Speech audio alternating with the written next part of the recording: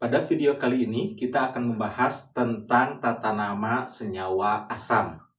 Di video sebelumnya kita sudah membahas bagaimana tata nama senyawa kovalen dan senyawa ionik.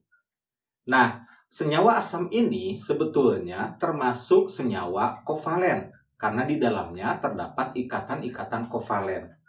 Tetapi karena senyawa asam ini kalau dimasukkan ke dalam air dia bisa terionisasi. Jadi, penamaannya mengikuti penamaan ionik.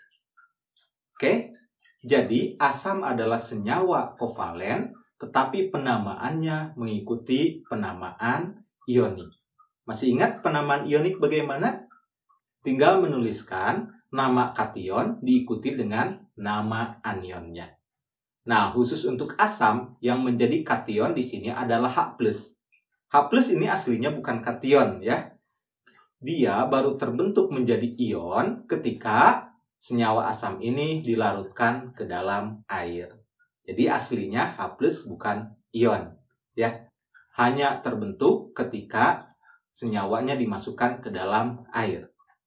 Contoh, misalkan ada HCl. Kita semua pasti familiar dengan senyawa ini. HCl. Ketika HCl dimasukkan ke dalam air, maka dia akan terionisasi menjadi H+ dan Cl-. Nah, khusus untuk H+ ini diberi nama asam. Sedangkan Cl- kita sudah tahu di tabel sebelumnya dalam nama-nama anion bahwa dia namanya adalah klorida. Sehingga HCl diberi nama asam klorida. Oke, kita lihat lagi contoh selanjutnya. Misalkan ada H2SO4. H2SO4 di dalam air akan terionisasi menjadi 2H+ dan SO4, 2-. Nah, H+-nya ini adalah asam. Sedangkan SO4, 2-, kita sudah tahu di dalam tabel anion. Ketika kita memberi nama-nama senyawa ionik, SO4, 2- adalah sulfat. Jadi namanya adalah asam sulfat.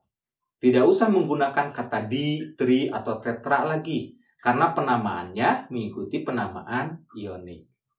Kita coba beri nama senyawa asam berikutnya. Di sini kita punya senyawa HNO3. HNO3 kalau dimasukkan ke dalam air, dia akan terionisasi menjadi H+ dan NO3-.